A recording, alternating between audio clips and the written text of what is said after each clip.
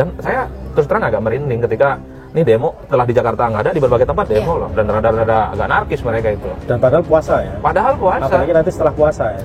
Di mahasiswa ini mungkin sudah tidak punya sumbatan apapun untuk berdiskusi, tidak punya alasan apapun untuk berdialog dengan kekuasaan hari ini.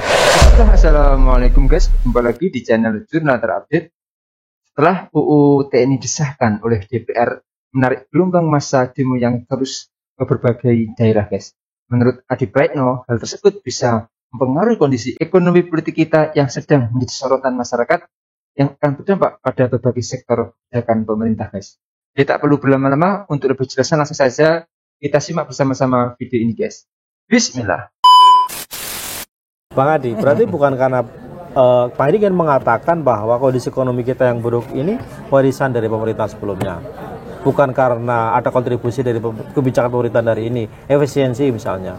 Akumulasi sih sebenarnya Bang. Kalau kita mau jujur, banyak anggaran kita itu kan agak sedikit banyak terkuras kan untuk bayar hutang, biaya belanja dan seterusnya.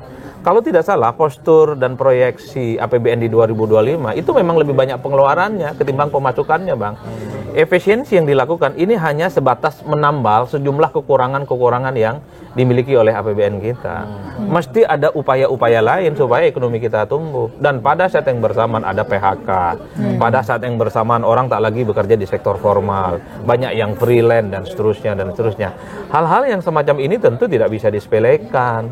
Jangan sampai bahwa persoalan ekonomi ini akan menjadi persoalan-persoalan yang lebih rumit, menjadi persoalan yang lebih serius. Apa tuh misalnya? Ya banyak orang protes, banyak resistensi, ditambah kebijakan-kebijakan politik yang lain yang dinilai tidak transparan. Ketika ada pembahasan terkait dengan undang-undang, kok ini kesannya TNI. Betul, ini kok dikebut banget sih, kok kayak ada sesuatu banget yang lu kejar gitu, kira gitu kan. Makanya ada protes, dan saya terus terang agak merinding ketika ini demo telah di Jakarta nggak ada, di berbagai tempat demo loh, dan rada-rada agak anarkis mereka itu. Dan padahal puasa ya? Padahal puasa. Apalagi nanti setelah puasa ya?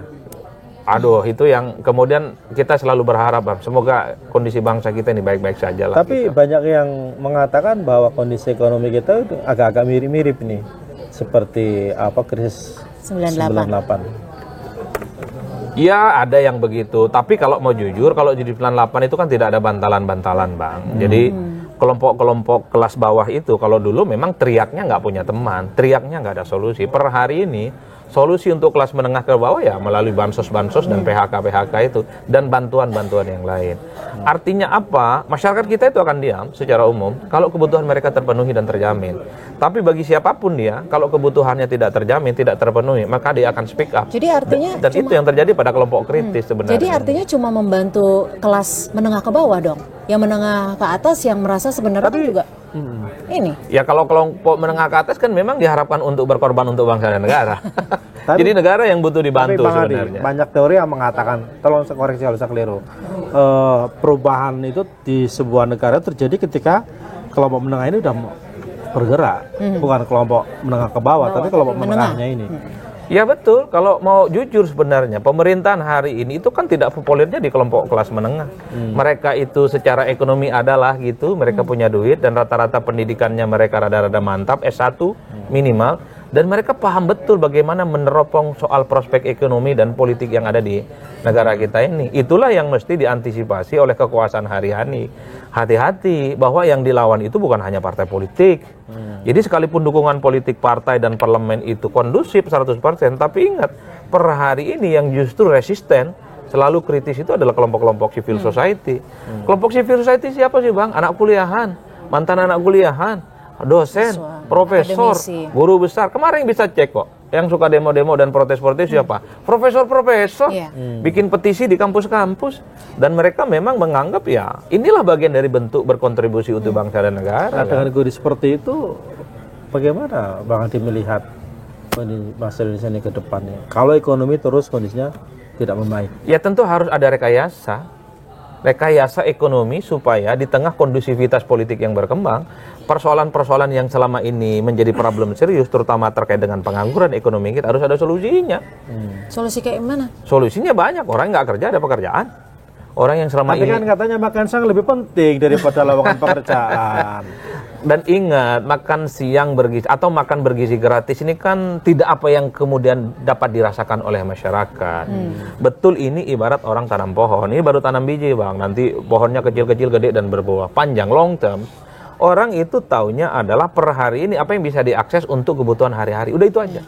Nah, ini yang perlu juga dipikirkan. Kan apalagi banyak sekali perdebatan-perdebatan terkait dengan program makan bergizi gratis. Apa iya kalau gizinya cukup, kemudian orang pintar? Kan enggak juga, Bang. Atau gizinya cukup, orang tuanya nggak punya kerjaan. Terus apakah iya kalau gizinya mantap, main bolanya bagus? Kan enggak juga, Bang.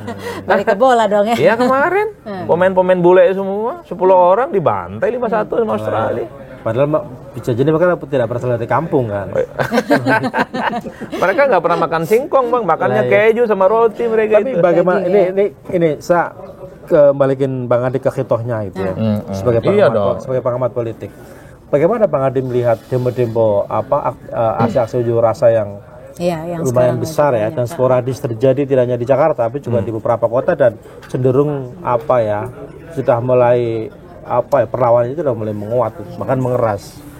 Kan sebenarnya yang banyak protes itu tentu adalah kelompok mahasiswa, badan eksekutif. Dan sejak saya jadi aktivis mahasiswa pasca 2000-an lah ya. Kita ini kan sebenarnya berjejaring, Bang, melalui jaringan-jaringan badan eksekutif mahasiswa. Ada BEM Nusantara, ada BEM SI, dan seterusnya dan seterusnya. Tapi sepertinya nggak semuanya BEM unsur BEM lah. Itu mahasiswa lebih betul. Tapi mereka ini berjejaring. Satu sisi mereka ini sering berbagi isu. Jadi isu apapun yang ada di pusat, mereka distribusikan ke daerah. Ada grup-grup WhatsApp, dan ada pertemuan-pertemuan rutin yang mereka lakukan. Jadi hembusan-hembusan isu yang kemudian apa yang ada di pusat, mereka akan cloning di berbagai daerah. Demo-demo hari ini, itu kan sebenarnya substansinya hampir sama dengan apa yang kita lakukan beberapa waktu yang lalu tidak jadi aktivis. Misalnya soal dui fungsi dan dui fungsi itu, sama kok substansinya. Dan saat ini lebih masif karena adanya media sosial dan pemberitaan yang expose-nya cukup luar biasa. Ini yang kemudian menjadi kegaduhan menurut saya adalah karena tidak adanya komunikasi sebenarnya dari kekuasaan. Sebut saja pemerintah, sebut saja DPR dengan kelompok-kelompok yang selama ini kritis. Apa susahnya sih kalau bahas undang-undang panggil orang-orang yang selama ini nentang, nolak, obrolin, diskusi, disiarin secara langsung, bisa lewat Zoom, live streaming, supaya orang tahu sebenarnya siapa secara argumen itu kuat. Bukan logika menang-menangan lah, saya yang berkuasa kok, emang kau siapa? Tapi makanya tidak mengherankan kalau ada yang ngomong ya rakyat itu kan dibutuhkan suaranya kalau 5 tahun sekali aja. Setelah itu lupa ya. Setelah itu ya wassalam, goodbye. Tapi Bang Adi kalau ngelihat penolakan mahasiswa kemarin rame di Malang, rame di Surabaya, bener kata Gus Kim, udah mengeras gitu. Udah mulai bakar-bakaran. Udah mulai bakar-bakaran. Ini gejala polarisasi berarti ya? Bukan masalah gejala polarisasi. Mahasiswa ini mungkin sudah tidak punya sumbatan apapun untuk berdiskusi, tidak punya alasan apapun untuk berdialog dengan kekuasaan hari ini. Gimana? Protes terjadi di mana-mana, resistensi terjadi di mana-mana, demo-demo dan parodi terjadi di mana-mana. Kalau ada keputusan politik, undang-undang yang dibuat, jangan ngumpet-ngumpet. Ini ngumpet-ngumpet, baru viral, baru minta maaf. Kan sebelumnya kita tahu ada revisi undang-undang pilkada untuk membantah. Sebut saja misalnya putusan Mahkamah Konstitusi soal syarat cari calon gubernur, itu cuman 7 jam disahkan, coba bayangkan. Sekalipun itu gagal diparipurnakan, kan orang tahu ini kan watak semenang-menang kekuasaan yang menutup akses bagaimana komunikasi dua arah dengan ekstra parlementer tidak dilakukan. Padahal kan kita tahu loh, Rempas ya. Dari dulu kan anggota dewan selalu mengatakan atas nama rakyat. Coba cek mereka itu, datang nggak ke konstituennya? Datang nggak ke tempat-tempat yang waktu mencalonkan tanya, Bapak Ibu setuju nggak dengan undang-undang ini? Kagak mungkin. Mana mungkin waktu 3 hari datang konstituen. Kalau yang RUU TNI, menurut Bang? Kan salah satu yang diprotes terkait dengan RUU TNI ini karena diputuskan dalam waktu sekejap, tertutup, dan tidak melibatkan siapapun. Tidak transparan. Tidak transparan. Apa susahnya? Itu yang saya selalu bilang. Undang aja kelompok-kelompok yang selama ini kritis, menolak apa? Pendapat-pendapat dan pikiran-pikiran mereka yang bisa dianyam, siapa tahu bisa diakomodasi.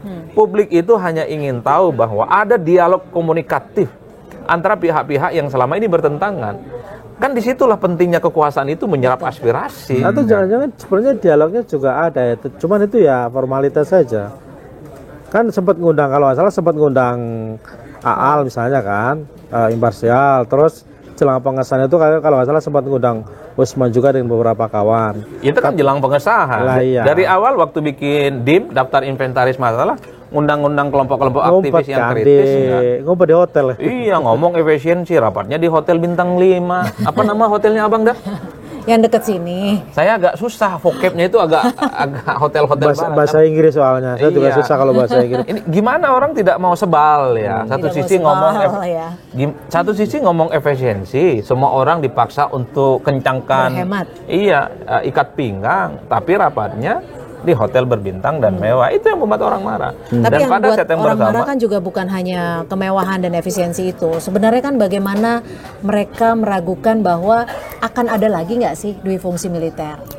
nah, itu adalah isu lama. Ketika bicara tentang revisi Undang-Undang TNI, revisi Undang-Undang Kepolisian, revisi tentang kejaksaan, pasti selalu menimbulkan kegaduhan dan kontroversi. Per hari ini yang terkait dengan revisi Undang-Undang TNI, terkait dengan substansinya, kalau saya membaca, ini kan kelompok-kelompok aktivis civil society, kelompok kritis, ini kan mazhabnya mazhab lama. Mereka itu sama dengan pikiran-pikiran yang disampaikan oleh seperti Huntington, bahwa kalau sudah tak ada lagi perang, maka tentara itu harus profesional dan kembali ke barak, dan jangan lagi ada urusannya dengan urusan-urusan sipil. Itu Huntington. Oke guys, jadi ada berbagai alasan masa mahasiswa menggelar demo. Salah satunya yang nampak soal pengesahan undang-undang TNI yang sudah disahkan oleh DPR. Mereka khawatir undang-undang TNI tersebut dapat melemahkan masyarakat. Menurut Adi Praitno, kondisi ini seakan memperlihatkan bahwa Indonesia sedang tidak baik-baik saja dan menggambarkan kondisi ekonomi yang tidak baik. Yang dikhawatirkan demo belum selesai. Dan setelah lebaran nanti kalau pemerintah dianggap masih bandel, akan ada gelombang demo yang lebih besar lagi guys. Tentu di saat ekonomi yang lemah begini banyak orang yang marah dan nothing tulus guys. Jadi bangga buat pengamat politik seperti Bang Adi Praitno, opininya jelas dan masuk akal. Kalau membuat analisa di depan TV apapun selalu jos dan netral dan tajam. Tentu analisa dari pengamat politik Adi Praitno ini sangat mewakili keluh kesah seluruh rakyat Indonesia guys. Jadi menurut kalian gimana guys soal video ini? Tulis komentar di bawah ini ya guys. Saya izin pamit dulu. Wassalamualaikum warahmatullahi wabarakatuh.